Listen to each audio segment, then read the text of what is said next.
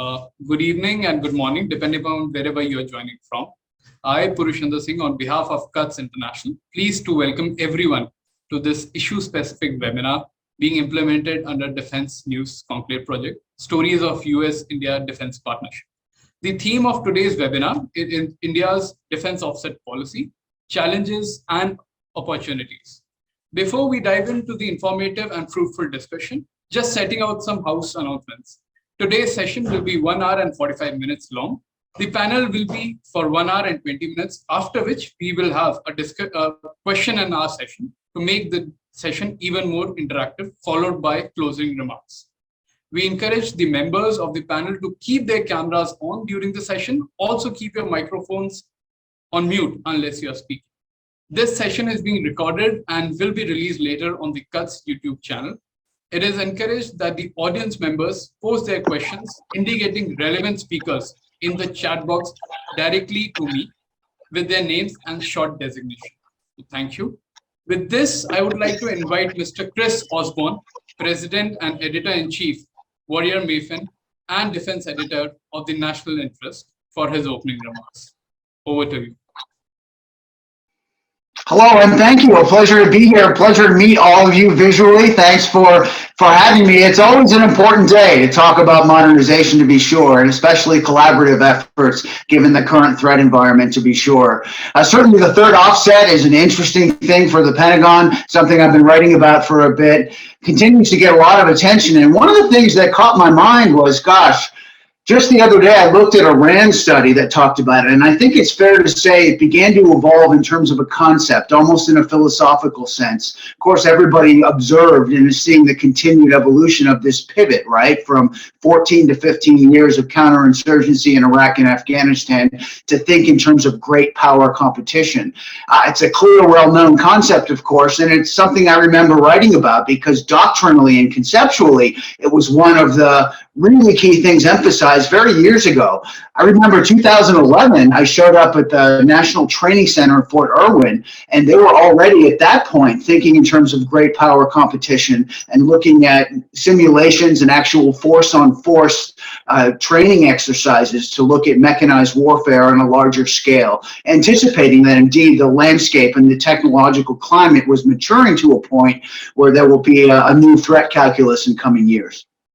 So when it comes to the implementation of the third offset, God, there is so much to discuss. I'm really looking forward to hearing the expertise from this panel in particular because of how things have been implemented.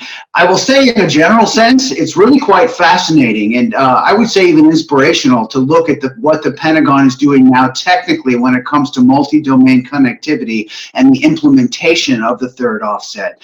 Because the Pentagon, the Army, for example, has been trying for decades to do this system of systems, multi-domain information sharing, fighting at the speed of relevance, finding ways to interconnect, have the right protocols and interfaces so you can have aircraft carriers and fighter jets and tanks all receiving the same information in the same time and truncating what they call that sensor-to-shooter loop. I remember many of you may remember the U.S. Army's future combat systems. Gosh, as many as 15 years ago, they had this concept of systems, this idea that manned and unmanned systems, that major platforms would be able to share information in real time across the force. Now, the concept was pioneering at the time. Its implementation wound up getting canceled, but what's the irony is that the sort of zeitgeist of what was future combat systems still seems to inform what's actually happening now. The point being, there are breakthroughs now with networking, there are breakthroughs with multi-domain connectivity, and each of the services have made their respective contributions in a way that I think is paradigm changing when you look at something like joint all-domain command and control. So primarily, I would think of it beginning as a doctrinal and conceptual shift. And one of the things that comes to mind is something former commander of Army Futures Command, John Murray, talked about, was the extent to which new technology drives the need for new tactics and maneuver formations. So there's just as much of an important look at tactics and the application of the third offset as it's been implemented. Now, technically, there's, gosh, so much to discuss when it comes to the technical integration of what this involves. I would say in a general sense, we're thinking in terms of AI, information sharing, information processing, and multi-domain networking in terms of the decision cycle. I'm sure many of you have heard of the famous Colonel Boyd's OODA loop: observation, orient, decision, action, getting inside the opponent's decision cycle, getting the point where you make that critical decision. And now it's a point where that process has been massively accelerated. If you look at something like the Army's Project Convergence, what used to take 20 minutes to get a sensor from, say, an unmanned system to a host platform, to a human decision maker, to a shooter, as they say, whether it be an interceptor or an armored platform, to make that attack, that used to take 20 minutes. I showed up, gosh, it was 2020 in Yuma, Arizona at Project Convergence, and they've reduced that time frame to 20 seconds now. So the idea is, as they call it, fighting at the speed of relevance through networking. The idea of, they had a system they called air launch effect, which was forward operating mini drones back to larger drones, back to a platform like a helicopter, and then down on the ground to a shooter or an effector, which would be, in the case of this experiment, an infantry fighting vehicle. And what blew my mind was this is all AI driven. There's an AI system called Firestorm, and what that was used to do is gather otherwise disparate pools of incoming sensor data, kind of different streams. And as we all know, AI collects them, bounces them off a database, and makes those calculations. So what the computerized system was able to do is make recommendations to human decision makers when it comes to what is the most optimal shooter or the most optimal sensor for this particular threat. And this is where AI truly is paradigm changing, because the real migration now is to look not just in terms of data processing, but what are some of the ways that AI can approximate or replicate more subjective phenomena. That's a fascinating and cutting edge and very interesting discussion. And the more short term, when it comes to application, you have challenges and advantages. The challenges, as I said, or the advantages are really, as I said, an exponential paradigm-changing leap forward when it comes to fighting at the speed of relevance and multi-domain connectivity. I mean, this year it was very much international Project Convergence with a look at interoperability. In previous years, it's also air-ground interconnectivity. So information as its own weapon of war is increasingly obviously heavily emphasized in the day of AI. And the F-35, for example, was able to share real-time information with ground troops. So the US within the military services is very much looking at this synergy and this multi-domain connectivity with a mind to further expansion. What are the protocols? What are the transport layers? What are the interfaces you need to ensure secure transmission of combat-relevant, time-sensitive data between different militaries, not only the US military services, but of course, other militaries like India. So that's been one of the main challenges, which leads me technically to a key point, and many of you have probably heard of gateways, this idea of a system that's essentially like a translator. You have a transport layer like an RF signature coming in, a data link of some kind, perhaps wireless or GPS, and all of these different or otherwise segregated or federated systems of incoming data are gathered, organized, and the formats, the protocols, the common standards, the IP protocol is configured such that one transport layer can then communicate with another. And there's been some breakthroughs in this area. There was a radio called Freedom 550 that allows the F-22 and the F-35 to share information while preserving stealth mode. There's other kinds of data link breakthroughs that enable otherwise incompatible communications formats to share and analyze information. So it's really what many often refer to as, in terms of an information revolution, and finding ways to aggregate and secure that information. And this is where, well, let me quickly mention each of the services. Joint All-Domain Command and Control, Deputy Secretary Hicks recently signed an implementation agreement. This is breaking through to the next level. As I mentioned, it's the Army's Project Convergence, it's the Navy's network called Project Overmatch, and the Air Force's Advanced Battle Management System. Now, Project Overmatch is fascinating. I remember writing about the Office of Naval Research years ago, began this project called ghost fleet. And the idea was a fleet or a group of unmanned systems operating in coordination with one another autonomously, being able to share information, make adaptations in real time without necessarily needing human intervention. Of course, doctrinally, you must be a human in the loop, which is another fascinating question when it comes to lethal force.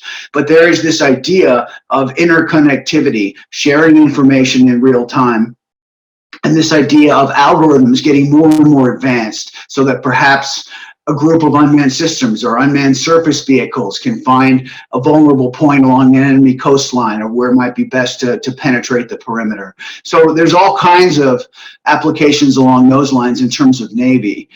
The Air Force also has had its migration with an advanced battle management system. They've been able to really do some breakthrough air-ground coordination and fire ground weapons with cues from air sensors.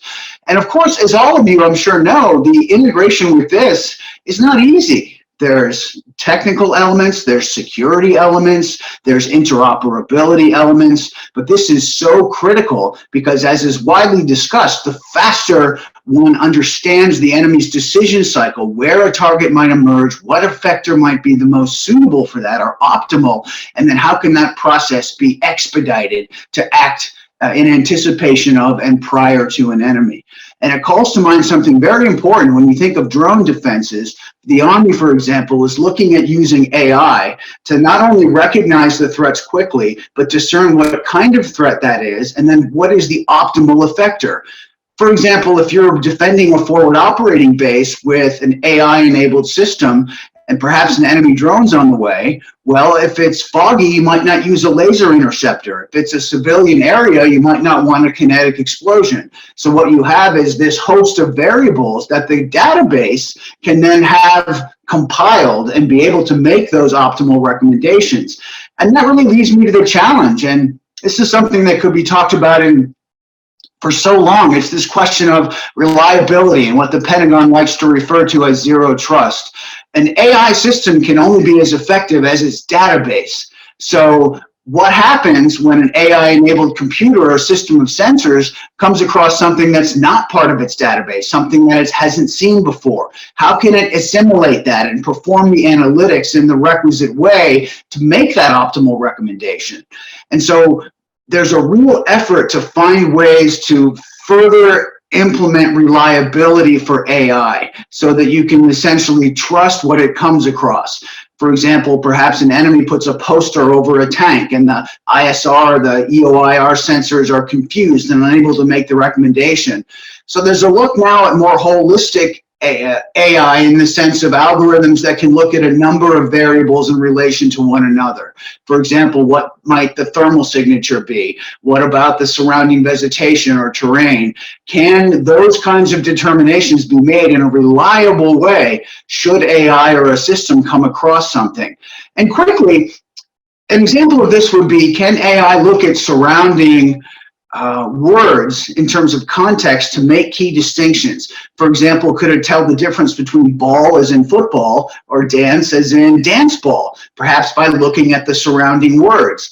Those are the kinds of challenges, that element of subjectivity and context that machine learning and real-time analytics, or close to real-time analytics, is looking at trying to make breakthroughs with.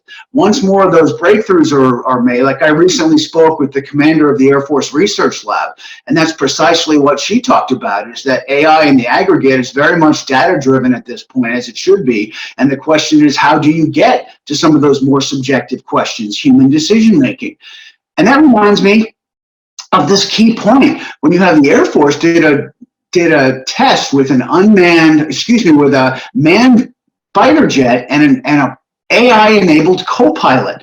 So the idea is optimizing. You have those variables that are unique to human cognition, and then you have those merged with the procedural benefits, the processing speed, and the analysis of a computer system like AI. I'm sure a lot of you have seen the news reports about a computer going against a human when it comes to dogfighting. So this idea of synergizing the two, finding what's optimal and best about human input. reminds me of showing up at the Army Research Lab. They're doing a lot of cutting edge work looking at how drones can land on tanks. But if the drone isn't loaded with the proper data in advance, how can it make those adaptations in course? And that's exactly what they're looking at. How can it accommodate human input, make the adjustment, perform the necessary machine learning to land autonomously on a tank and by itself? Essentially learn in real time. So there is this look at more collective AI and fast-paced machine learning. And it reminds me of one last question, because this, gosh, with these experts, we could talk about this stuff for a week. This is quite an impressive panel, I must say. And frankly, it's an honor to be asked to contribute a bit, because this is pretty important and pretty pressing stuff with the threat equation right now. A couple quick things that I'll say. I don't know, I might be getting close on time, but one of them is this idea of autonomy and weapon systems. Whenever I write about that, I often hear, is there going to be a Terminator? Will we have armed robots anytime soon? And the idea is the technology is basically here. I remember in 2009, the Army had a robot called the Mule, the Multi-Utility Logistics Equipment Vehicle. It was armed with Javelin anti-tank missiles. And even at that time, they were thinking about the doctrinal adaptations that would be needed to ensure that human in the loop remained the case. Well, now that's still very much the case for ethical reasons, although, and other reasons, doctrinal and even operational concerns. Will potential adversaries do that too? I mean, will or not? So do soldiers need to train for a potential adversary force that includes autonomous robots who are armed and capable of making decisions autonomously? So the Pentagon is very much wrestling with a question right now regarding out-of-the-loop AI and out-of-the-loop autonomy. Is there a potential application for the defensive use of AI-enabled systems for non-lethal force? Perhaps you have an interceptor, drone defense of some kind. Perhaps there's a system which can, as we talked about earlier, perform that requisite sensor-to-shooter calculation faster than an enemy decision cycle and save time, give commanders more options with which to pick which countermeasure might be best suited for a given threat scenario. That speed is what this is all about.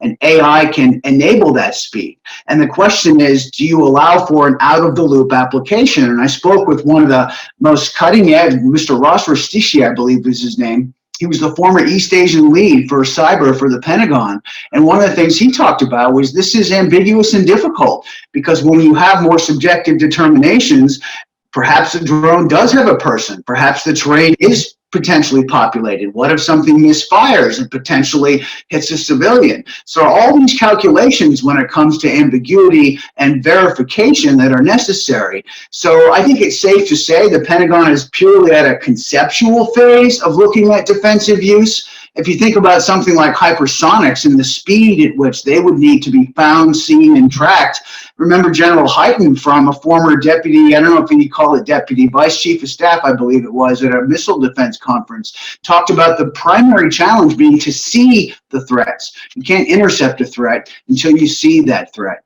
So this question of out-of-the-loop and autonomy is so principal for modernization and what's going on. The Pentagon is achieving massive breakthroughs right now, and that includes collaboration with allies, and mostly in terms of sharing information, multi-domain. And then one last quick thing was, I'm sure the experts on this know a whole lot about the US-Indian collaboration than myself. I remember writing about India's F-21, a Lockheed plane specifically engineered for India. That several of the innovations woven into that aircraft were of great interest and quite significant that I recall writing about. One of them was infrared search and track, which was initially an F-18 upgrade for a maritime war environment. And the idea is to make sensors more EW environment capable, longer range, and help with image fidelity when it comes to target recognition. So it's quite interesting that obviously the importance of India, the importance of US-Indian collaboration on the military front, looking at the threat equation. is of great significance. And so it struck me, I hadn't come across that a special variant was specifically made for India. And when you think about air power, that's pretty important. You know, one of the things, you just take a look at the Pacific and you realize that the Marines have the F-35B and there's the F-35C. It's really fifth generation air power that might offer that window of supremacy to stop an amphibious assault on Taiwan or defend the border along India. Which leads me to my last question, which is reading the Chinese papers a little bit. Two things I want to point out. One is there is, of course, a military component to Tibet. There are exercises in specific military vehicles written about publicly in the Chinese papers that are specific for high altitude, to fight in plateaus, to kind of further militarize those portions of China, which often gets obscured by concern and discussion regarding Taiwan. That's of great significance. And the last thing I would say is it's not just the much discussed and concerning technology copycat type stuff that you can see with China. And just an extra Pentagon essay talked about how the J-20 or J-31 look a lot like the F-35. One of the things I noticed reading the Chinese papers is there's very much a tactical effort to mirror or replicate some of the tactical training that the U.S. is doing in a breakthrough capacity. Couple of quick examples. One is there are articles about what they call the intelligentized warfare, which is essentially their effort to mirror or copy or try to match the U.S.'s JADC-2. Can that kind of information sharing and that interoperability be achieved across multiple domains? Sorry. No, I'm sorry. I'm sorry, that's all. We go on during the discussion and have this fruitful. Thank you again for being here and delivering these detailed, insightful opening remarks. I would now like to hand over the reins of the webinar to our moderator, so Subimal Bhattacharjee, an independent consultant on defense and cybersecurity and former country lead dynamics in India, who would introduce our distinguished panel and take the webinar forward. Kris, you can join in. Thank you, Purushendra, and good evening to all the distinguished panelists. I really loved, as Kris was speaking, because AI, machine learning, autonomous systems, these are all going into the future, and this is what I also do a lot in my, capacity these days with my clients. And I also like the reference to FCS, Kris, because we also here two armored vehicle program, the FICV and FRCV. These are on the plate. And you mentioned about the 2009 Mule. In 2009, FICV had started, but till day, after two iterations, also nothing has really moved forward. So how futuristic this actually remain is a question. But since we are in a session to look at how the Indian offsets has taken off, the challenges, the opportunities, and is there a requirement for course correction? And you cannot have better panelists or the gentleman and the lady that we have here. They are just stupendous. So I am very, very fortunate to be given the opportunity to moderate this. Offsets from 2005 till date, there's been so much of conversations, whether in the government circles or the industry circles. Still, what is the best balance? Possibly none of us know. And if you see even the questions in Parliament, I was just trying to look at that how would the ministry or how the whole country, the leadership looks at offset. And the intent, of course, was to develop the Indian domestic defense industry, taking advantage of what comes from the wisdom and experience of the large foreign OEMs implementing the program. But if you look at the answer provided on the 1st of August this year to Parliament about the amount of offsets the last 15 years, it's US dollar 6.83 billion, and 82% of that, has actually been sent across as a proposal till that day. Now, that's possibly a good part of the statistic, but the bad part is that 15 companies have actually missed the first deadline set for the implementation, and penalties have also been applied. Now, the question is that was there a certain sense of unpreparedness in the implementation and the lead cycle for understanding and then implementing it, and then of course the penalty part, or was there a scenario where everyone could have been given some more leniency and all, and or how do you optimize the performance, because the concerns were across the geographical base. It's not only restricted to the US companies, the French companies have also faced it, or anybody else. So I think I really thank Cuts for taking this up and getting this distinguished panel to talk. As the time and schedule and the serial of the speakers have been provided, but we are a little bit behind that, exactly 10 minutes behind it. So I'm going to start with Air Marshal M. Matheswaran, who's now the chairman and president the Peninsula Foundation, Chennai. Air Marshal Matheswaran has been one of the most forthright from the Air Force leadership to engage with the industry, to come and talk very, very effectively, and got the industry also to participate in a very, very positive way, as when he held the mantle in the Air Force leadership.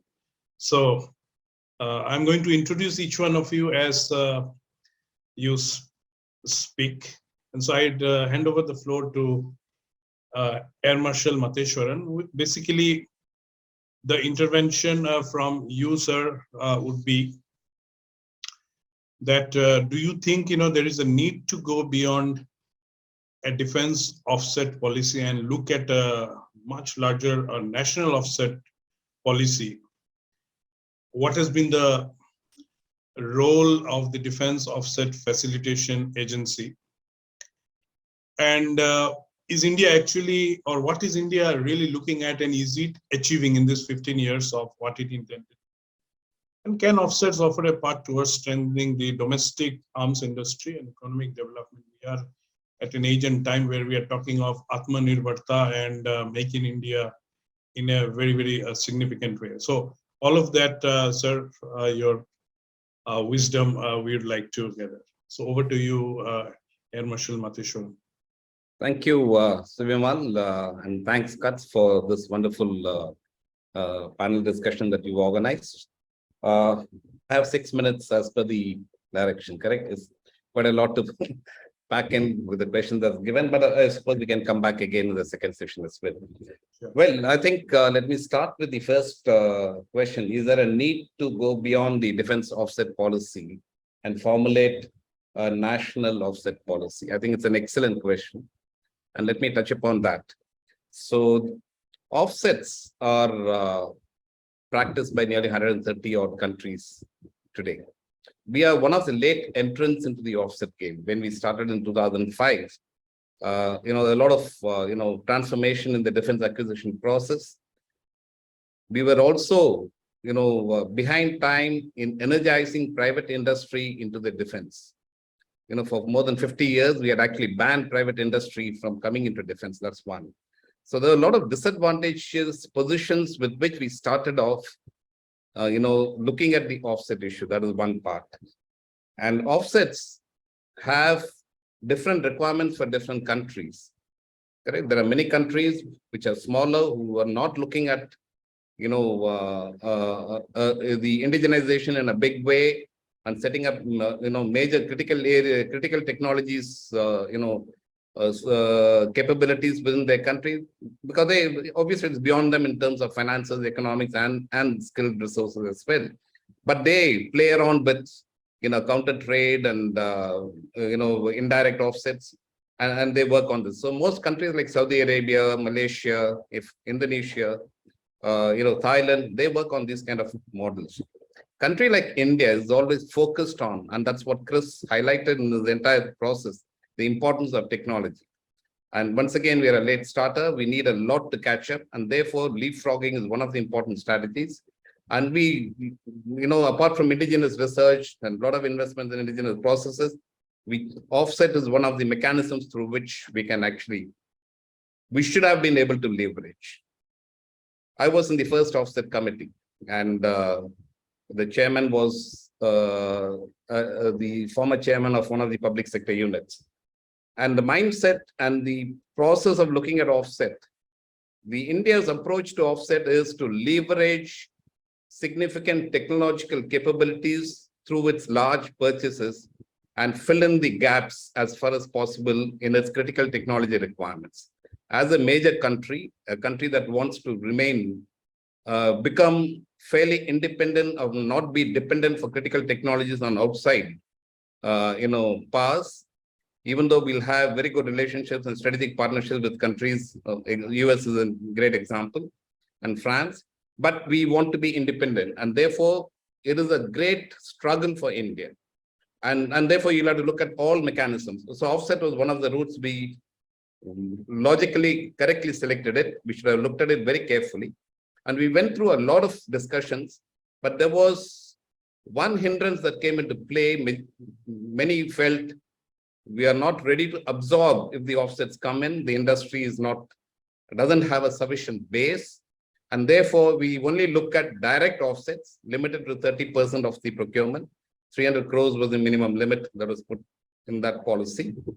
And then they said it actually became a part of a counter trade limited to public sector units and few defense industries. That's a fundamental flaw in the policy that we brought in. In fact, I fought in that, and I actually said, you must start from day one and offset in a holistic manner. India needs, and that comes from understanding what we really need in terms of what are the gaps we need to fill. And therefore, we need to bring in both indirect as well as direct offsets, not limit ourselves to only direct offsets, and that too limited to, initially it was public sector. We brought in the changes in 2010 and 2013. We tried to bring in some elements of indirect offset, but the whole process has got, I would say, gone off track. And that's one of the fundamental reasons why I would say it's ineffective. I wouldn't say call it as a failure, because there are some, benefits that have come in, accrued, and some industries have benefited from that. But fundamentally, from India's perspective, offset is an extremely important requirement.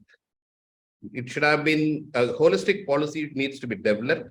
It needs to flow across both defense and non-defense sectors. It needs to go into private industries, civil aviation industries, into research and development as well. And therefore, a holistic policy needs to be developed. Let me give a few examples. In the success stories of some offsets, now private industry has come in. It was an offset mechanism that allowed them to build. TASL built their facilities in Hyderabad, which is initially manufacturing the empennage of the C-130. That is the 130J offset coming into play. Also, Sikorsky helicopter, the fuselage modules. It is a very, very basic start. But since they are starting in the process, I think it's a good experience. Now, over a decade later, I think Tata is much wiser for that experience. And therefore, they can actually grow. On the other hand, the civil aviation, Tata Aerostructures in Nagpur worked with both Boeing and Airbus, and they've set up a manufacturing facility which is 100% export oriented, which Boeing takes off and Airbus takes off all that is produced there. That's another good example of what has been done. So I think, the process is to understand where our gaps lie. For example, aero engine development. The Kaveri is a classic example. We worked on it for more than 3 decades. And there are certain critical areas in technologies where we need assistance. Nobody gives you technologies. Technology transfer is spoken about by everybody. What you get easily or what you get after a lot of struggle is production technologies. If, as Kris said, if they want to give F-21, they will not give you the core design knowledge. Even now, even though the F-16, F-21 is basically an F-16, more than four decades old design, even then, that will not come to you easily. So our purchases have to be leveraged. So an offset policy, even if you don't have an offset policy, countries have used their purchases to leverage, and that is actually an offset in practice. And no better example than Chinese, no better example than Indonesians. So I think we need to study this very carefully and look at how we need to evolve this policy. That's one. In that context, so to the answer to the first question is very clearly, yes, there is a requirement for a holistic national offset policy. We need to do that. The second part is the role of DOFA. One of the fundamental reasons for failure or ineffectiveness of the offset implementation is the way we've structured the DOFA. Since our focus is on technology acquisition, technology transfers, implementation of those processes into the industries, you need a group that is extremely knowledgeable, sensitive, and clearly follows through those issues to be implemented. And there needs to be a continuity over many, many years. You're not going to get, somebody is not going to transfer technology and overnight you become wiser on that technology. It's a technology diffusion is a long process. And skill development is a long process. And therefore, this needs a national strategy. The offset strategy needs to be linked to a national security strategy with respect to defense industrialization, but also to in the civil sector, civil aviation sector, civil shipping sector. There are so much of commonality that will come in, you can actually bring it in. And that's how China has worked. China has actually played around with many of these strategies to actually leverage their huge purchases. And therefore, I think we need to look at the offset policy from a national perspective. We need to look at from a national strategy over a long period of time. We need to have continuity in implementation and practice of the policy. Most people who are against, and we've actually, I think we've messed up the offset policy correctly by diluting it, is because they're looking at a short term. And from a foreign vendor perspective, he's looking at business. He's not interested in giving you technology. It is we who have to leverage that. And that is one of the flaws in the existing policy as well. There is not much of firmness and control that we exercise in leveraging what we want. On the other hand, we actually give the freedom to the vendor to actually decide whom to choose, which are the technology he wants to give. So I think these are some of the major flaws in the existing system. And the objective is very clear. So the national objective is to address some of the critical technology gaps for us to leapfrog with this process. This is one of the tools. This is not the only tool. This is one of the tools, right? But it's a very effective tool if it's used intelligently. I'll stop here and then we'll look at it. Sure. Thank you so much, sir, for those remarks. I think they are very, very relevant. I'll now come to Mr. Sanjay Pulipaka. Sanjay ji is an independent researcher on international politics, security issues, and a senior fellow with the Delhi Policy Group. I've known him for years. We communicate regularly, when each of us write our columns. So Sanjay ji, I would basically want you to, touch on the evolution of the offset policies, impacts on the economic development and the shortcomings, of course, which both of us alluded to. And then the need for offsets for cutting edge technologies and R&D facilities, the need to open up sectors for offsets in the non-defense sector, and how we have a action bound program, so that we achieve, the intent. So over to you, Sanjay ji. Thank you, Subimal ji. It's wonderful to interact with you after a long time. We've been on touch on social media and other platforms. And in fact, for the benefit of other participants, when I was writing my first report on India-US defense cooperation, I used the intellectual inputs from Subimal quite a lot when I was at ICRIER. It's wonderful to catch up again on this platform. Thank you, Subimal on the points that you mentioned. A quick context, we are in a very hostile neighborhood. There is no doubt about it. An incredibly complex neighborhood that very few powers actually face. There is two-front war possibilities, constant insurgencies, terrorism, and so on. Not surprising that our defense budget is increasing, but there is also a perception that that the defense budget is not sufficient because pensions and other related expenditures are getting added into it. So fairly large amount of money or budget is going to other expenses. This is a graph that I took from Times of India, reportedly developed by IDSA team there, on how much is going to pensions and other things. A fairly large amount is going to pensions and salaries. So therefore, the actual capital expenditure would be much less than the overall numbers that we talk about. But I was asked to talk about history of India's offsets and defense acquisition policies. It's a challenge, but in the sense that there are broad three trends that I've noticed. One is a socialist phase that we have seen, as Air Marshal pointed out earlier. We did not allow, it's a strange policy, we did not allow India's manufacturing private sector to manufacture in India, but we were dependent on external players when we were importing fairly large number of equipment and other things. And of course, the Cold War context prevented India also from engaging with Western defense industrial groups and other sectors. The second phase that I noticed is the constrained and delayed liberal approach phase. While economic liberalization started in 1990s, the defense industry was allowed, the private sector was allowed only in 2001, and the FDI was only 26%. So I call it this as a constrained and a delayed liberal phase that we have seen.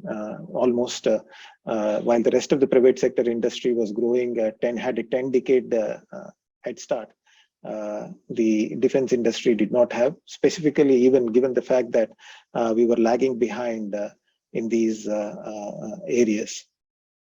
I think now we are in a sort of a hesitant liberal phase where FDI was initially increased to 49% in 2014 and then to 74 in 2020 and now 100% through government route. There have been series of, as earlier speakers pointed out, about the defense procurement procedures. Now it is called defense acquisition procedures. Some of the important dimensions that need to be noted there are a host of acquisition categories, buy Indian, buy IDDM, and then buy and make Indian, buy global. There are a host of categories under which that we are trying to ensure that there is some indigenous content. In some cases, it is 30%. In some cases, it is 50%. So this whole range of categories is something that we have been dealing with, which again indicates the challenges of defense manufacturing in India. And that you have so many categories indicates that defense manufacturing is not so mature in India. The other important dimension that we need to keep in mind is that the defense offset policy as part of defense acquisition procedures, as Air Marshal pointed out and others pointed out earlier, we were trying to leverage capital acquisitions for technology upgradation. It was also an attempt to compensate for significant outflow of resources. And then there is also an attempt at simplifying procedures and sort of promoting transparency. The defense contracts worth earlier was for offset policy was 300 crores. Now it has been upgraded up to 2,000 crores. As a former military general once pointed out, large quantities of Moongfali will qualify for 300 crores these days. So maybe we should upgrade it to 2,000 crores, which is what has happened. And in terms of time frame, contract period plus 2 years, and a lot of disappointments have been encountered in this space. Because penalties have been levied, as Subimal pointed out. There are a lot of other avenues of discharge whether it is direct purchase, execution of orders, investment, manufacturing, and other things. The other important dimension that we have brought in, learning from other countries, is the multiplier effect. That is, if you do technology transfer, you get greater multiplier effect on your offsets. The maximum multiplier effect is if you do technology transfers to DRDO and other places. This acquires importance because DRDO is today now can transfer patents, licenses for the patents it has. So therefore, this is a multiplier effect. Is something that needs to be looked at in these things. There are a host of other policies that we are doing in addition to offsets, that is region portal, that is promoting indigenization by facilitating partnerships between Indian private sector and the DPSUs. So if a DPSU has been importing and plans to curtail the import, then a private sector person can go through the orders and find out what are the areas that he can start contributing to the DPSUs. There has been an innovations for defense excellence, IDEX. It tries to give grants to R&D research. So that's another important area. Positive indigenization list, that is buying only from domestic sources. And of course, DRDO patents for Indian defense industry, royalty-free licensing is also being conceptualized. There are a host of challenges and opportunities, as we discussed. Discharges of offsets has been less than satisfactory, as Subimal pointed out. So the larger question that raises is, should offsets be cancelled? So is this the problem of the principle, or is this a problem of implementation? Sometimes some principles cannot be implemented, but sometimes the problem is with genuinely not able to give governance structures a place. So that needs to be looked at.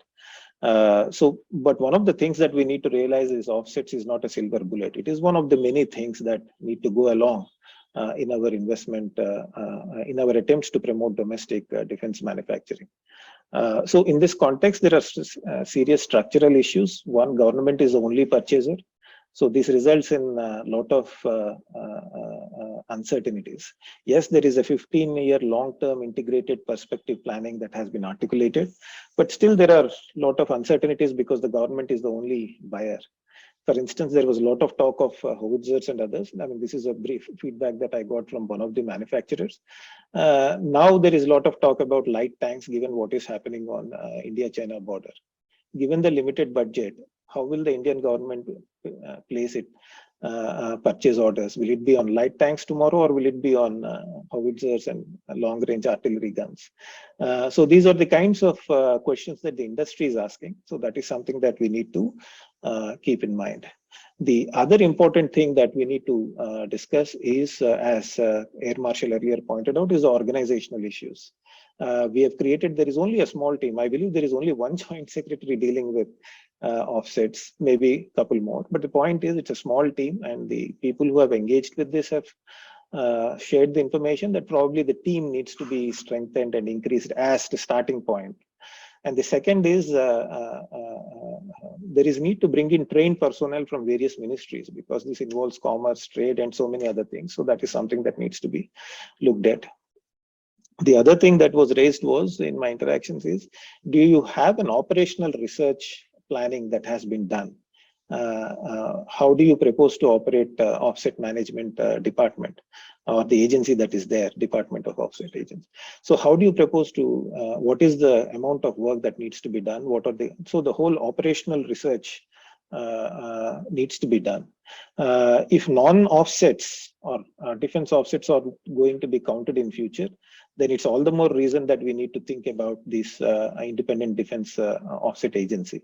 Subimal, I can stop here. I can go on for the next thing. If we can discuss in the next session, if the other challenges and opportunities as well. No, definitely, 6 minutes seems to be a little bit less. So both of you, you have spoken for 8 minutes, which is fine. We'll try and work this out. Thank you, Sanjay. I think very important points and observation, as you always do. I'll just come now to the third distinguished panelist, Kriti Upadhyaya. She basically is Vice President, Strategic Advisory, C2CI Innovations Americas, and Founding Director of Indus Tech Council. And there's a lot of Quality Council and work that the Indus Tech Council has been doing. So, Mr. Upadhyaya, I would want you to come from the other side, the US approach to defense offsets, the implication and potential learnings for India. I think this is done occasionally here and there in the various think tanks who talk about offset, but this is something that still is very, very useful here. The links between the offsets and transfer of technology, which is also a challenging issue. And this can help develop a strong defense industrial base also here, which of course is the intent of the offsets. And then the potential for establishing mechanisms such as the defense production and sharing arrangement and defense development sharing arrangement, which US has with Canada and Japan. So, those bilateral engagements and efforts, if they can be also institutionalized here, your perspective. So over to you, Mr. Partha. Thank you, Mr. Subimal, and great to be in such august company. I'll try to, I'll speak on TOT in the next 4 minutes. I'll try to focus now on, what is really the way forward, because I think Sanjay ji has done a great job in getting us all set up with what defense offsets really are and what are the challenges, opportunities. I have a certain different view on this. I believe in a more of a middle path. Sure, when the CAG report came, they showed that most of these obligations are not being met.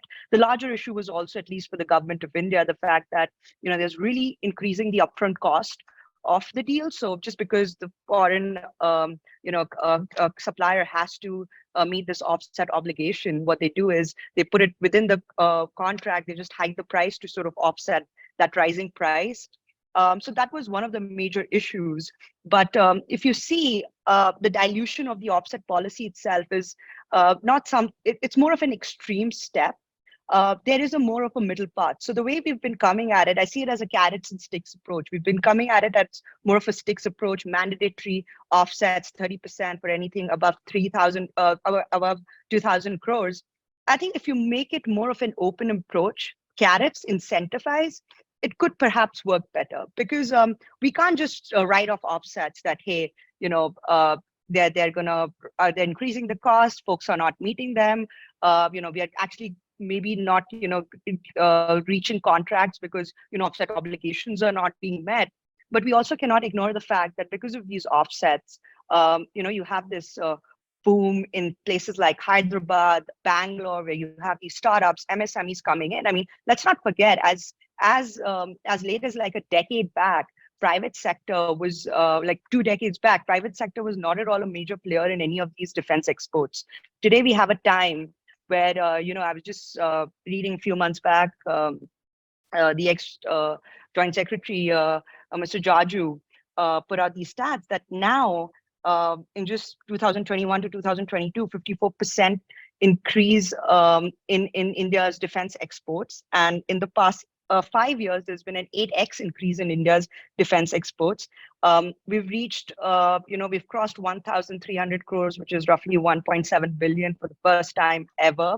And you'll be surprised that actually 70% of these exports are from the private sector.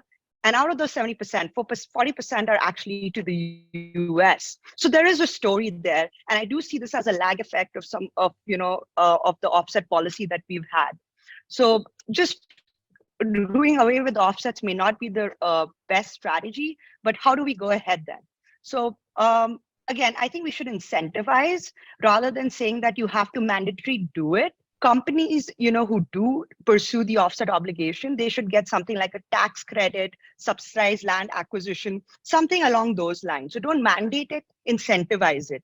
And I think the tax policy can really be used here as an incentive, or, land acquisition states can maybe do that. You can also, when I was looking at the offset obligation, the way that we can fill the offset obligations, there are about 5-6 ways you can do it. And it's quite restricting. I mean, when you say R&D, you're saying if you invest in R&D, it has to be only government approved. But, you look at countries like the US, the reason they've really built up this innovation ecosystem is because a lot of the R&D is coming from the private sector. So let them invest in, incubators, accelerators, private R&D facilities to meet their offset obligations, rather than just, restricting them to, say, DRDO or to the TPSUs and the government-funded institutes. I also think that right now, all this investment is only in manufacturing. We should broaden this. Sanjay, you just spoke about IDEX. I mean, I love IDEX, right? IDEX is doing such great work, but IDEX startups, don't forget, they get some of the grant. The rest of the money they have to raise from other sources. Why can't we have folks just invest? These are all defense startups. What does it matter whether it's manufacturing or whatever? These are guys, who need money, who are already doing cutting edge stuff. So why can't they invest money in the IDEX startups to meet your offset obligations? And just startups in general. So what I'm talking about is, if you have a term sheet, you get an you basically use that as a as a criteria to meet your offset obligation. I also think that the way that the US has these sort of production and development agreements with Japan and Canada, where they basically say, hey, Japan and Canada are buying so much defense stuff from the US, much like India. India is more and more buying more and more from like friendly countries, moving away from, buying stuff from Russia and so on to more to US, Israel, France. So as this increases, why can't we just balance it off by saying that, hey, if you're buying something, if India is buying something from you, then you do some of your manufacturing and development in India. And that makes sense because you have that cost advantage in India, right? Whether you're manufacturing, whether you're getting services, labor is cheap. We have great supply of STEM labor, something that the US is struggling with. And we also have, we can get manufacturing done in a fraction of the cost of what will be done elsewhere. So you can use that as an offset obligation as well. And finally, I think we need to focus on dual use tech. I think it'll be a little bit messy if we broaden this and make a whole national, offset policy. Let's focus on defense, but dual use, right? That's even what the US is doing. You look at the DIU, the Defense Innovation Unit, they're all focusing only on dual use technology, because right now, what we call the inverted scale of, right now there's a concept called the inverted flow of technology. The fact that earlier, all the military innovations, all the innovations were coming from the government, right?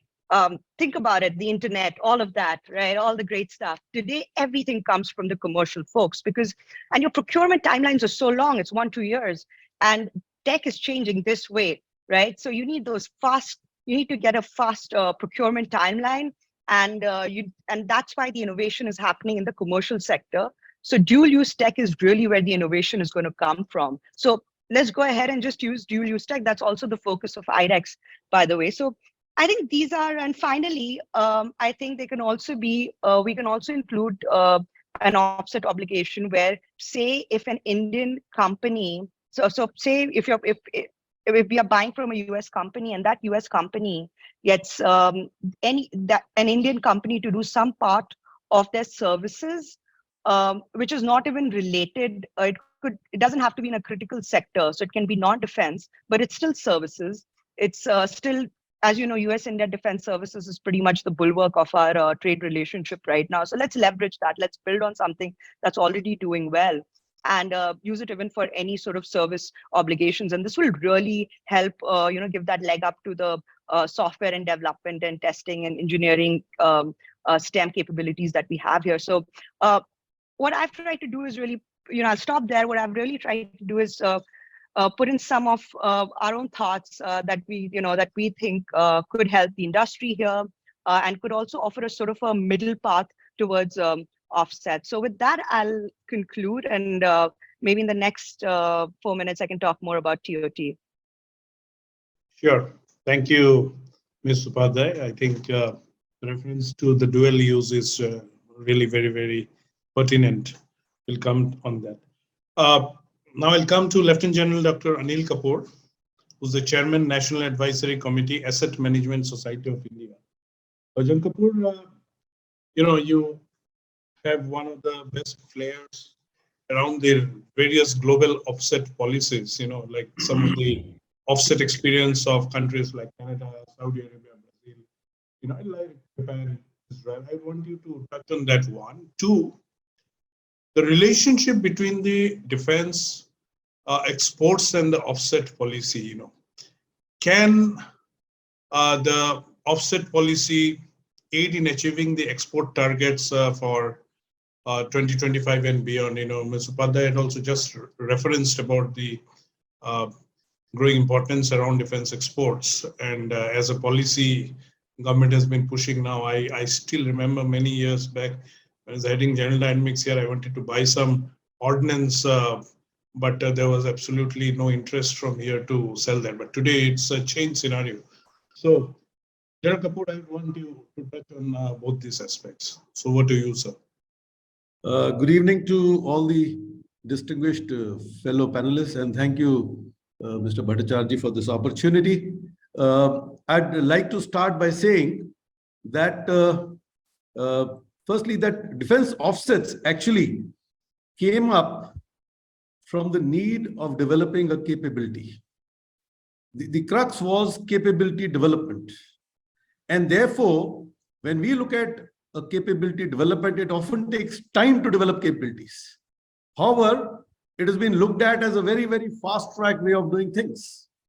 Now, so therefore, the first thing I'd like to say is that let us look at a long-term view for capability development.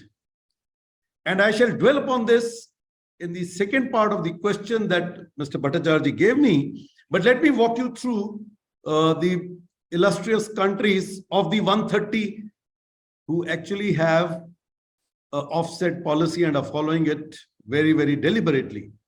When we look at Canada, which is the first country you mentioned, it has a policy of offset which is upwards of 20 million Canadian dollars, right up to 100 million Canadian dollars. And if it is 100 million and above, the policy is 100% offset. And they've identified a value proposition through a number of initiatives that need to be taken at the national level. The first is developing the technology base in the nation. So that is the prime. The second is developing Canadian suppliers. That means targeting the MSMEs, because that's a big sector again.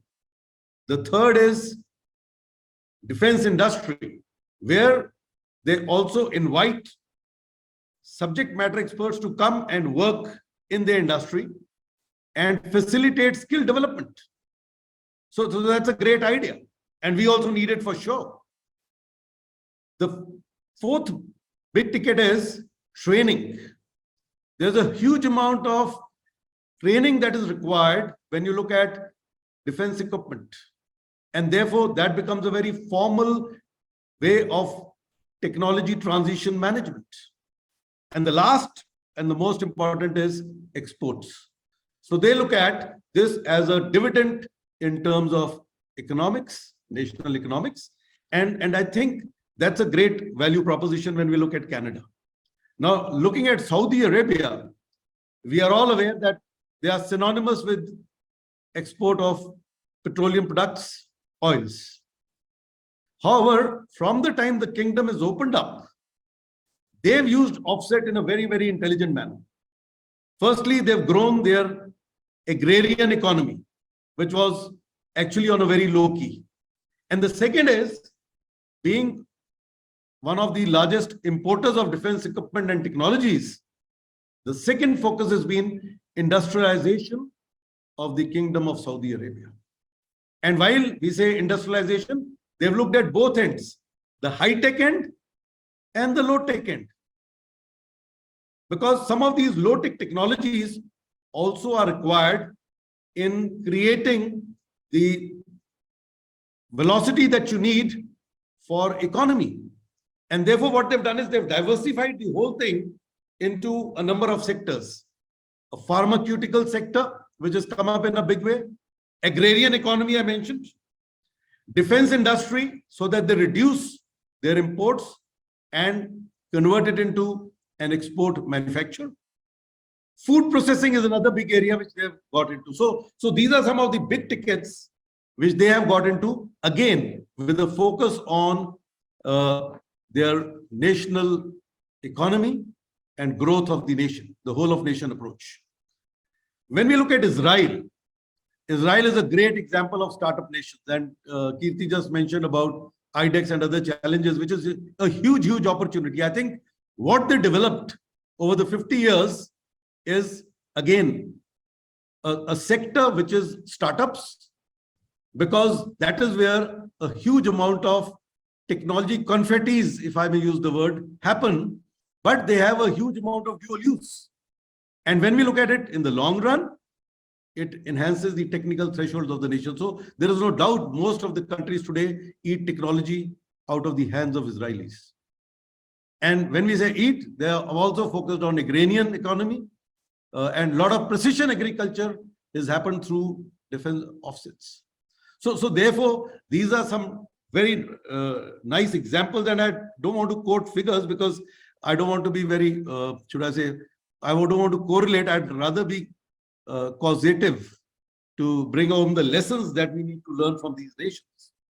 I mean, Israel has been a very big aerospace industry. We know Israel aerospace industry, and Boeing, Lockheed Martin, and others, all the big names actually have a huge stake in Israel.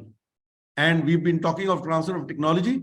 It's not process transfer of technology. It is design transfer of technology. And in most cases, what has been actually experienced is that the designs given have been transformed into a better technology with a better IPR. And that is the value add that their industry and their R&D has done globally. When we look at Japan, now post-World War II, Japan actually embraced a very close-knit relationship and synergy with US. And I think they focused hell of a lot on aerospace industry. In any case, it has huge dividends even in the auto industry. And they've looked at how their industry will grow in terms of electronics, because every technology has a huge amount of convergence in other technologies as well. So aerospace is one which has a huge congruence in other fields, and they've used that technology to the hilt. In any case, they are a nation always known for great manufacturing. So they've used that in a big way to create a lot of aerospace. And today, if we see, we talk of all the maritime aircrafts, P1s, P3 Charlies and all, they are the ones who actually have taken this technology forward through defense offsets. Again, when we look at Brazil, because that was another nation that you mentioned, Brazil again has been a very closely linked with US and Europe. In fact, they benefit hugely through their Embraer program, which is again aerospace related. And the dividends have been that we have they have their missile program, they have their aircraft industry program, and everything largely is export oriented. So their orientation again is on nation development and with a huge amount of export content. Now, if that is the framework in which some of these nations have worked, what is our learnings? I often like to speak on the three clarion calls of our country globally. The first is Atmanirbhar Bharat, the second is Make in India, and the third is Startup India. I think we are a resurgent India. We have always been like that, but I think today we are a conscious, resurgent India on a pathway of transformation. And that's why I think today's session is very, very relevant for us to find out what is it that we can do. Now, some of the speakers mentioned about China. We must know China started their sojourn in or journey in 1949 through a document called 100-Year Marathon. And everything was well documented in that 100-year marathon. I think we need to look at a long-term view and take offsets as a long-term view. And why do I say so? All of us own a car and we never keep a car more than 10 years. Even the government doesn't allow you to keep a car for more than 15 years today in India. But a defense equipment stays with that nation for over 50, 60 years. So it's a huge life cycle. And if you were to try and transform overnight, it is a huge cost center. So I think the first requirement is to take defense offset into a life cycle approach. Today, II Malat of Israel is opening a huge MRO hub in India, but it's not a defense offset. It's come to make profits out of it. So I think there is a need. I have to get you to speak in the next round because it's okay. I'll stop here and then carry on in the next round. Thank you. Thank you so much. Now we come to Mr. Partha Chowdhury from Lockheed Martin, who is the commercial lead in India. And this is fascinating because you actually get a player who has an obligation to speak. So over to you, Partha. Thank you, Mr. Subimal. Good evening, everyone, including the panelists. So I think a lot of speakers have spoken about my company, so thank you for that. And I'll definitely love to host you all in our places and our factories and see what actually we are making here. So coming to a few topics that I've been told to speak about. One is the aims of the offset policy. A lot of speakers slides we have shown everything. I do agree with a lot of it. The aim of the offset policy in India is always having macro objectives. Nobody bothered about the micro things. Everybody wants to be Atmanirbhar, self-reliant, buy from India, co-develop, co-produce. For whom? How many orders are there in India? So you are dependent on the foreign OEMs to buy everything that you produce because you have one particular thing, that's cheap labor. So are you driving your micro objectives? There is a confusion. There is a confusion. I'm sorry to say, I'm going to rub a lot of people in the wrong places. I apologize for that in beginning. So there is a confusion in our whole policy about what we want out of that offset policy. And if you don't understand it, just scrap it off. That's the ideology here today. And among the ranks of the MOD, it's more confusing because the interpretation is completely different between even the officers within the offset and management wing. This is today's truth, I should say. Now, what is the easy way they found out? The easiest way is to check every offset obligation from the angle of a purchase order. The purchase order that you place, which can be audited and then shown in a parliament or in any other forum as the numbers that you show. Is that the right way to do offsets? Is the globe doing it that way? So finally, everything of that purchase orders have transpired into simple component purchase that is happening today. Now, I think Mr. Cowshish is here, and there was the IDSA report that all these purchase orders are coming out of 15 companies, and that's all they're getting benefited. So the offset is not doing well in India, and we should scrap the price. I must correct it everywhere that people don't look into the details here. The data is already based on few numbers that is there in the MOD. Let me give you an example. 30 years, Lockheed Martin is here. Somebody named the TLML, Tata Lockheed Martin Aerostructures Limited, and they told how beautifully Tata has built up their ecosystem here. So it started with Tata when Lockheed Martin first came here and built up their plant of C-130J empennages, which is not a simple machine. It's a very complex part, and it's the empennage is the only single source manufacturing in the whole globe. So India, all the C-130Js that is flying on the sky, more than 180 has Indian-made empennages on them. Now, what does that mean? That means those parts were purchased from more than 500 suppliers in India. Presently, 70 suppliers are directly producing them, creating more than 6,000 jobs in our tier one that we call as suppliers, who are all Indians. What that mean further? 89% of those parts are made in India, 100%. So we are supporting today more than 500 suppliers with our JV. Out of them, 140 are MSMEs. So that's what it is. So if you want to speak more, we also have another JV which makes the cabin of the helicopters. And the US president flies in one of the S-92 where the cabin was manufactured in India, which Tata proudly promotes it everywhere in the globe. So that's what offset can create. That's what offset can do, but I don't see anywhere such news there. I don't know where the journalist goes in the wrong way or showing where the numbers goes wrong. Now, get me to the numbers goes wrong. So Lockheed Martin did offset obligations, completed 2 offset obligations in 2015. This is just for the information, 2022, we are seeing the new year soon in 2023. The offset credits are not yet audited. We have done much more than what we are supposed to do, but we're still lagging behind for a result when it's going to be audited. So what are the auditors doing? Again, back to the numbers.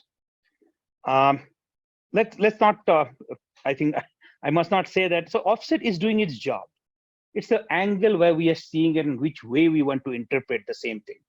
Now, I also want to mention, everybody speaks about offset. The ratio of offset obligation is not whatever you spend in India. So if I want to generate offset credit, I need to do 2x to create the IC content, and only the IC content is calculated as offsets. The indigenous content or whatever, I do it in India. Most of the raw materials were not available in India, so we have to purchase it from outside, bring it here, import it, manufacture it, value add to it, and then get it back there. So everything that you see on the offset table is not exactly the number. So if you're generating, I'm just giving an example, if you're generating $100 million of offset, we are actually placing 200 million worth of orders and exporting 200 million. So each of our plant, all American companies or Indian companies, all other are doing the same thing. So if I am generating $600 million of offset, I've actually placed order worth $1 billion. And that is added to the export. Please do understand that. Okay, another point is, because short time, there's a lot to speak, funds available. Funds available is not exactly, if I'm doing an offset obligation of, suppose a 500 million is not available with me. Please don't misunderstand that I'm going to come with 500 million and spend there. No, I have got a very less fund, which is very, very less, maybe 10%. I'm just giving a hypothetical number. And those, I have to adjust 10 million worth that. With that small money, I have to create that much of value in India. Please understand that it's a complex project. A lot of people don't understand that. They don't even do the integrities of how we manage offset and how you create value, how much of knowledge we bring in. A lot of people spoke about transfer of technology. Worst thing to do. Worst thing to do. I'll tell you one thing. It is better to do a knowledge transfer. A knowledge transfer is a long-term thing than transfer of technology. I can give you a technology what India wants. You transfer the technology and then you buy back. If I have the technology, I have the machineries, why should I buy back and make it made it from here? And the word cheap labor, that's not there any at all. The cheap labor doesn't matter. It's a very small, minuscule portion of the whole thing. So transfer of technology is knowledge transfer. I can give you an example. We did a knowledge transfer with Ashok Leyland in the year 2013. We gave a design of a vehicle, which is called as a light specialist vehicle. And today they have manufactured 100% make in India product, which Indian Air Force is using today, called LSV. Okay, coming to benefits, and again, somebody spoke about the CAG audit report. Again, I think its auditors should now look at the procedures maintained by the offset management wing inside MOD, rather than looking at the number that is produced in the paper. The internal audit is more necessary. How much did you miss? How much opportunities which you are supposed to grab did you miss is something which the auditor should check, rather than checking what a foreign company did in India and how much they're going to get back out of that. So that was more than how much time did you wasted in that? How much big projects did you manage? So these are the things which there should have been done rather than doing it. Coming to comment from F21, I think Air Marshal did it, that is F16 coming into F21. I'm very thankful to you, sir. I had a Mahindra Jeep 1962. Can I compare it with Mahindra Thar today? I do have also example of Ferrari 125S. Is it Ferrari GTB 296? The same thing. Both are called as Ferraris, sir. They're not the same thing, sir. F21 is not F16. I'm sorry, I got it from Air Force guy, but I thought that you had much more knowledge than me in the same subject. Coming to another question of the TOEC, the Technical Evaluation Committee, when we do offsets. When we do offsets, the Technical Evaluation Committee do want us to give a whole plan of 7 years in the, what I have to tell them in the future, what I'm going to do in next 7 years. How is it possible? How is it possible that I played out a plan for the next 7 years, whom I'm going to buy, which company is going to come? There can be 3-4 companies which is coming with better technology. I have to buy from them. So there is no flexibility. Please understand. We are looking here to do business. We are not here to do charity. I'm not here from a charitable organization, and that money is not free. So offset is not free. It actually has a objective. And I'll end it with this, that please define those objectives. We are ready to accomplish it, and we will always be happy to be a partner here. We've already done so much of TOT transfers, so much of, there's endless examples. I can go on and on and on. But today, what I want to say is we have to be more specific when we talk about offset. And that is what other countries globally does. We are doing offsets in more than 100, almost 100 countries. And we are doing offsets more than $52 billion in the world. So exactly, we know what it is. Thank you, sir. Thank you, everyone. Thank you. Thank you, Partha. Lovely. So we have just now heard, the industry perspective and very, very clear, concise words from Mr. Partha Chowdhury. Now, I would come to the last speaker in this panel, most distinguished Amit Cowshish, who's a partner with Dua Associates and was a former financial advisor acquisition in MOD. And, you would have read him in various newspapers, have heard him in the past. He has one of the most meticulous understanding of the whole sector around acquisition as well as the offsets and all. So I think, sir, with all your wisdom and with all that you have heard, you have a great opportunity to cover a much larger field. But specifically, I still want you to touch upon how suggestions to facilitate vendors in carrying out offset obligations, tracking lapses in offset policy, etc. How we address them. What are the present avenues for the discharge of offset obligations? And then, of course, what are the criteria for triggering offsets? What is the implementing and monitoring mechanisms? I think Partha just mentioned about the audit part within the system. So where is TOFA in all of that? You have much better understanding of that. And of course, other challenges such as red tapeism that still continues, within the system. So that's quite a plate, but I'd want you to, since everyone has been around the 8-minute point, so 8 minutes. So over to you, sir. Thank you very much, Mr. Bhattacharjee. It's a privilege for me to participate in this discussion. Well, I'm sorry I lost your voice. I couldn't really make out what you were asking me, but nevertheless, since we are racing against time, I'll try to share my ringside view of the Indian offset policy, the challenges it faces, and so on and so forth, which is basically the theme of today's webinar. I am reminded of Winston Churchill's quote when he said that it's a paradox wrapped in an enigma, and that is what Indian offset policy is. And I'll just give 3 or 4 examples, since we don't have the time, of why I say this and why I have quoted Churchill. The first sort of thing that comes to mind is that the MOD is unable to figure out whether it wants to persist with the offset policy or it wants it to, get phased out automatically. I mean, if you look at DAP 2020, it is first of all applicable, offsets are applicable only to buy global cases, but all single vendor cases are exempt, which means that all cases, all procurements on the basis of intergovernmental agreements, which would include foreign military sales program, these are all, in that category. Now, this covers pretty much, most of what we buy through buy global category on competitive basis. And therefore, if in future such cases are going to be far and few between, the offset policy will be only of some academic interest.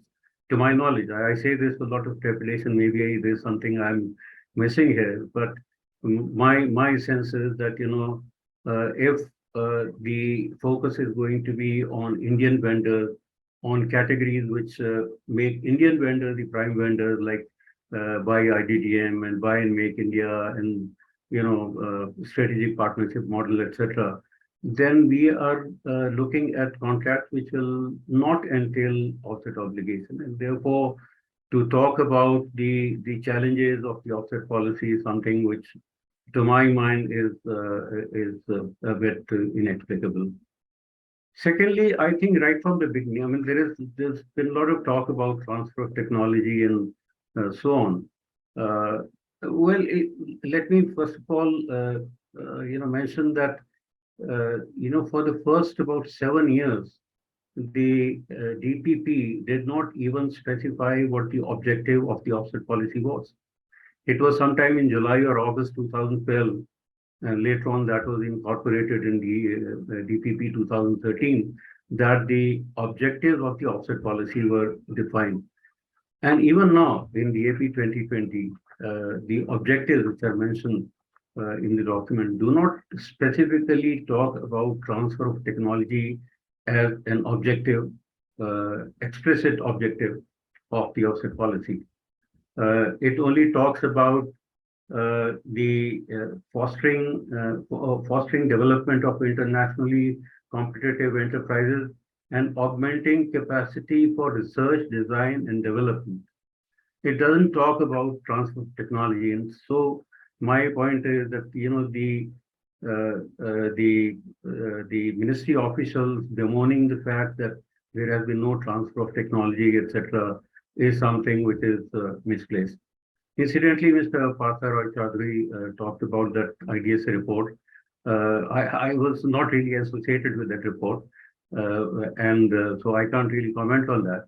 But actually, that report and also the CNAG's report reflects the kind of confusion in the mind of the MOD as it were, because it's not clear what are the outcomes that we are looking at, that MOD is looking at, whether the actual results on ground could be evaluated and assessed.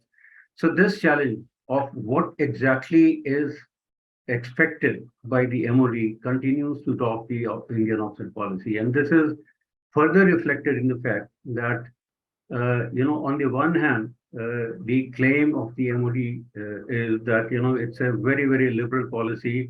The vendors are free to select the IOP, the vendors are free to select the avenues, etc., etc. And on the other hand, there is excessive control by the MOD.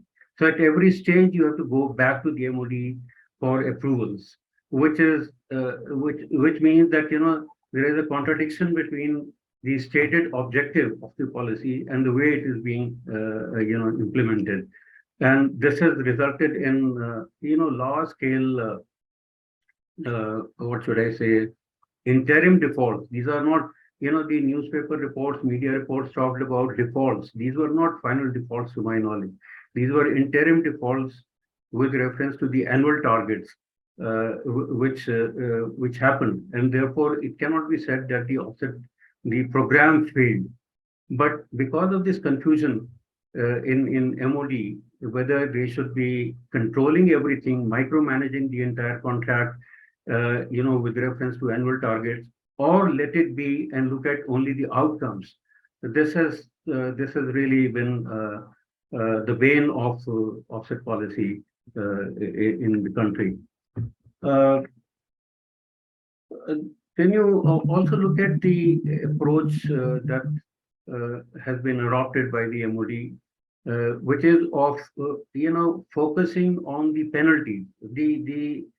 The objective seems to be to sort of penalize the vendors for annual defaults, etc., rather than letting them implement the program and look at the final outcome of the program.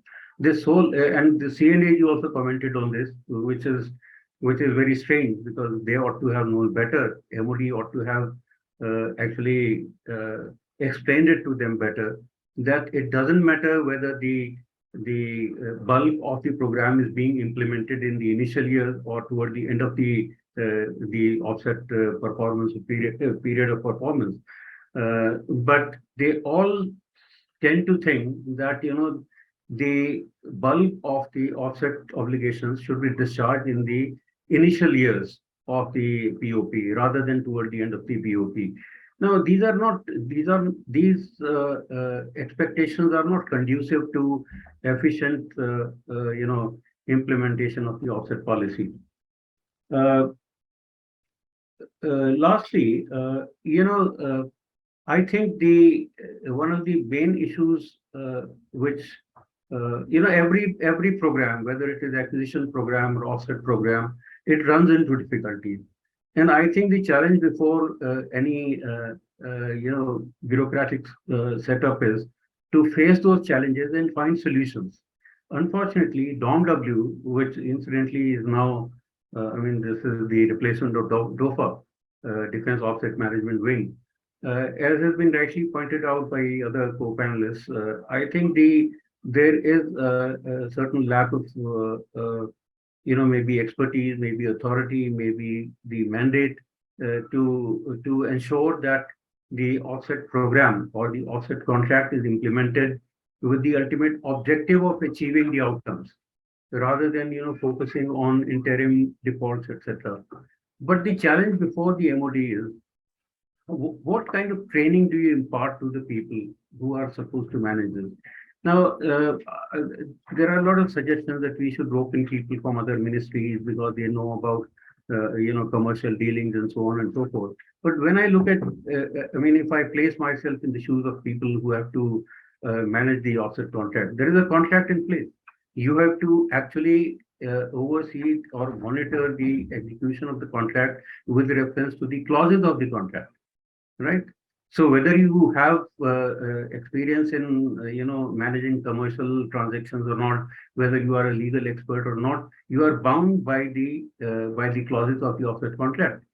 Now, that is where the problem is. Unless you have an offset contract which facilitates, which enables the vendor without being subjected to excessive control at every stage, at every step, whether it is rephasing of the offset implementation schedule or changing the IOPs, etc. It allows the freedom to the vendor to achieve the ultimate objective. Regardless of who is managing or monitoring the offset contract, will tend to behave the same way the DOMW is presently behaving. So if we have to, assuming that that MOD wants to continue with the offset policy, first of all, it will have to perhaps make it clear as to what kind of cases are likely to attract offsets in future. Are such cases going to be, substantially high in number to warrant, a refocusing of the offset policy, or should it be allowed to wither away? And maybe the objectives can be achieved through other means, through direct acquisition programs, etc. So I'll stop here because we don't have sufficient time, and I'm sorry, maybe I rambled a lot, but no, thank you. Very fact that you touched upon what is the real intent of the government, looking at the past few steps. So we are very much beyond the schedule that was there. But we'll just take the 3 questions at this point of time that I have. I'll take the questions and then we'll possibly do just a one-liner suggestion from each of you panelists to cross. So maybe, Mr. Cowshish, I still remain with you with the first question. Why the offset policy has faced so much of flex? That's a very short answer. Sorry, why the offset policy is? Policy has faced so much of flack. No, I think I answered that question. It has faced the flag because, first of all, the objectives were never clear. If you look at the text of the policy, it is confusing. I mean, it's fraught with contradictions. The focus is more on sort of penalizing the vendor rather than ensuring the outcomes. Absolutely. Right? And there is, the excessive control that MOD exercises right from the time. If you have specified in the offset guidelines as to who can be an IOP, then why is it necessary for the MOD to sit in judgment over whether the IOP suggested by the vendor is acceptable or not? Which means that there is something wrong with the guidelines, because you have not been able to fully explain who can be or who cannot be an IOP. Why do you need to actually approve the proposal to rephase implementation of the offset program?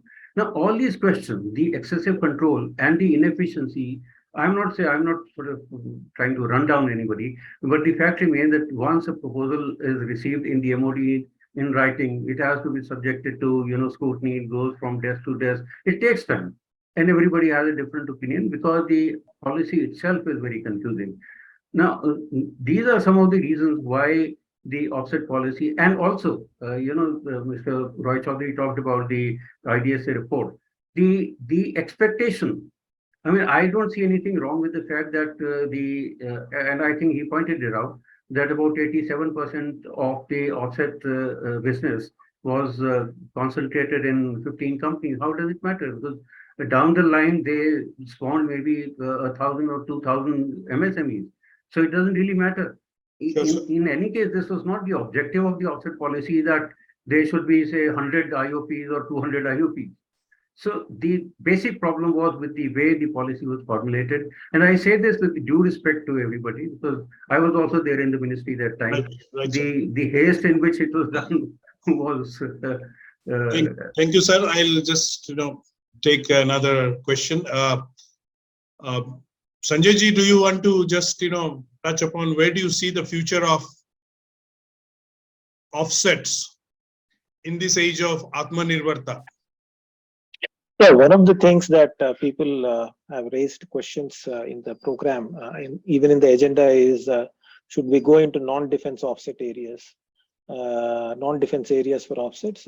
I've spoken to a few people, and there is a perception that if you're doing offsets in non-defense, it has to be in very high-tech and very carefully calibrated dual-use technologies.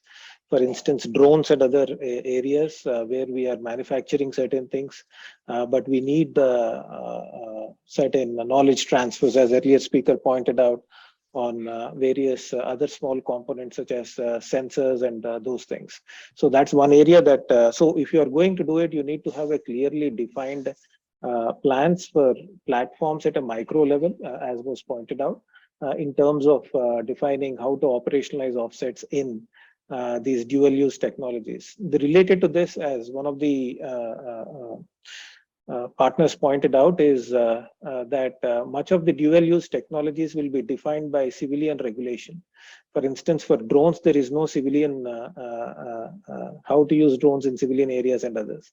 The perception is that tomorrow the use of civilians is much more in civilian areas than in military areas. Of course, the quality and military grade are qualitatively different.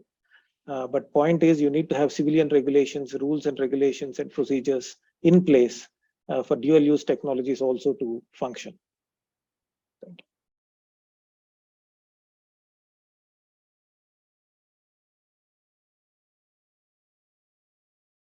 You're on mute. Yeah.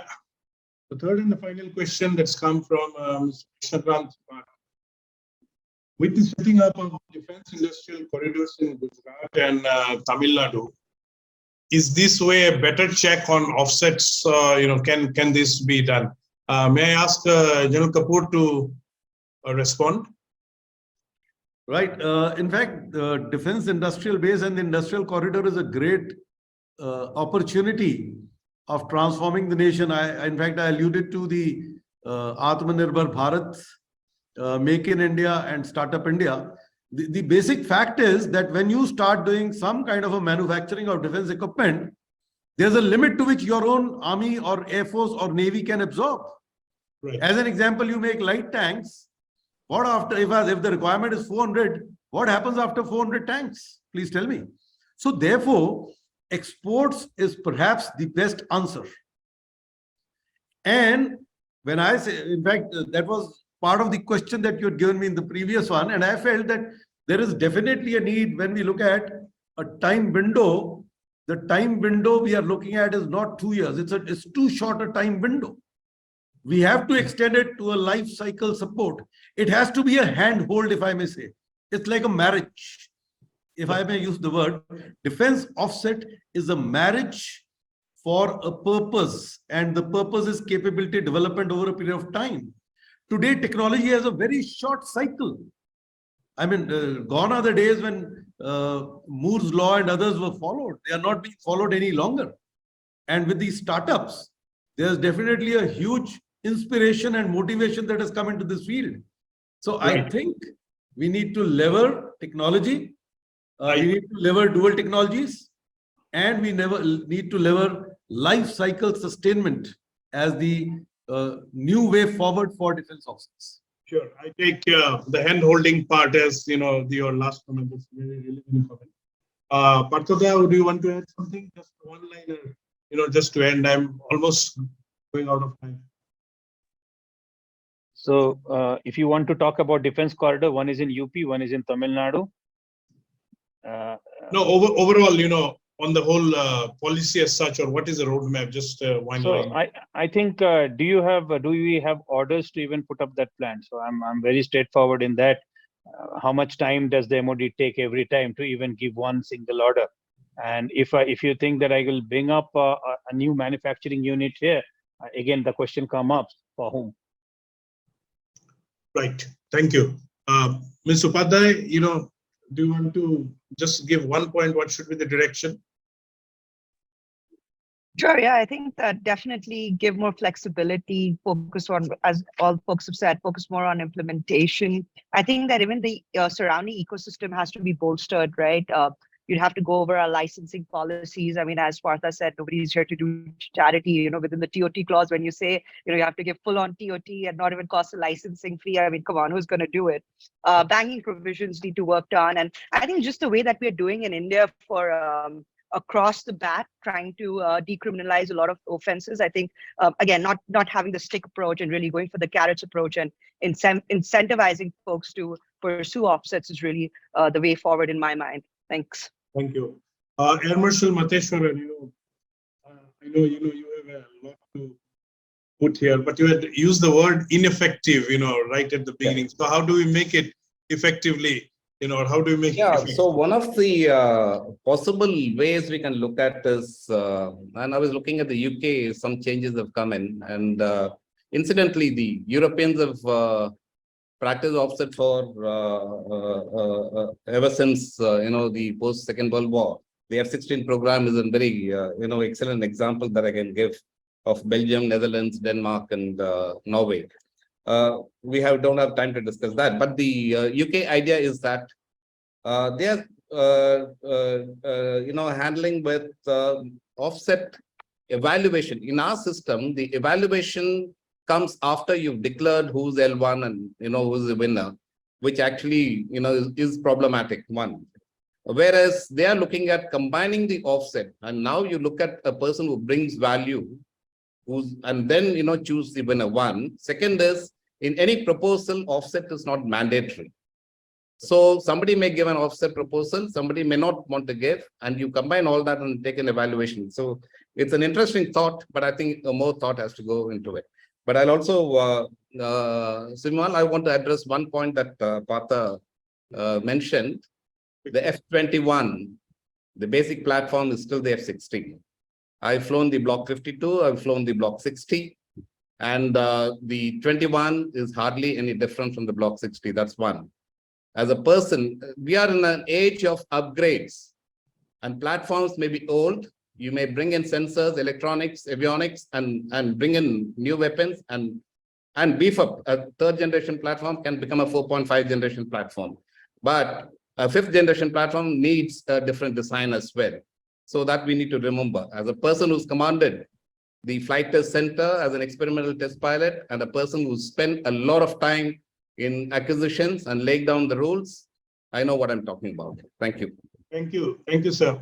So, we are almost out of time, and I can't keep Mr. Pradeep Mehta, the founder of CUTS, and who has built wonderful policy formulation support in so many sectors from not addressing here. There are a lot of specific takeaways from each of you, and the brilliant team at cuts is going to put forward, and I'm sure it actually helps the policymakers. And I think it was really fantastic hearing from you. I wish we had more time. I saw Mr. Bipul Chatterjee saying we must have another round soon, so I look forward to that. And over to you, Mr. Mehta.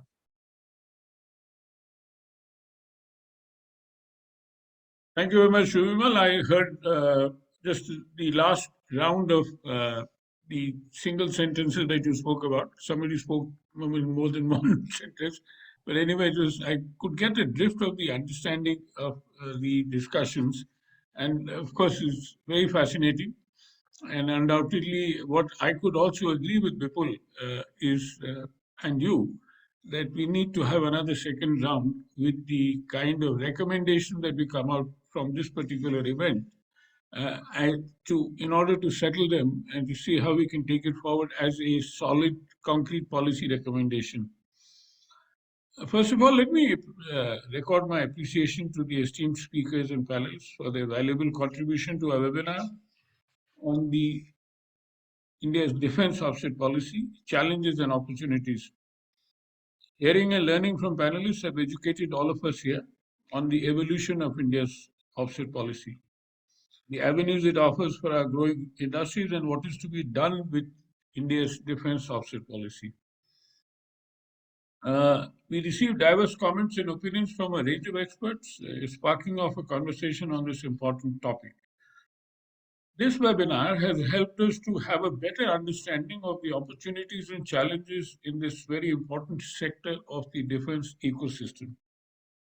The lapse in offset obligations has amounted to a whopping $2.24 billion as of last year, as stated by the Minister of State for Defense in the Parliament. This amount could have been used productively if the right steps were taken by our policymakers. Of course, I heard a point made that you could look at the future of offset, and may not even have offset when you're comparing any kind of deals from one to the other. But there are successful cases around the globe, such as Saudi Arabia, Canada, Japan, and Israel, to name a few, which indicate that India can also benefit from the policy, but it would require a whole of government approach, which is often very difficult because our government works in silos. With the recent initiatives such as the Defense Acquisition Procedure 2020, Atmanirbhar Bharat and Make in India, the defense industrial corridors, etc., the time is ripe for a relook at our offset policy, as also highlighted during this discussion. This would aid India as we move forward towards becoming a major exporting hub. I mean, what is got sort of evident is that we need to look at it from the angle of exports as well, which has another dimension which I'd like to mention, that if in case we are looking at exports as a major thing, we need to ensure that it is the private enterprise in India which gets into the defense sector, because of the nature of transactions which happens in defense deals. It's not always very over the table, which determines as to how purchase is done in importing countries, particularly in the developing world.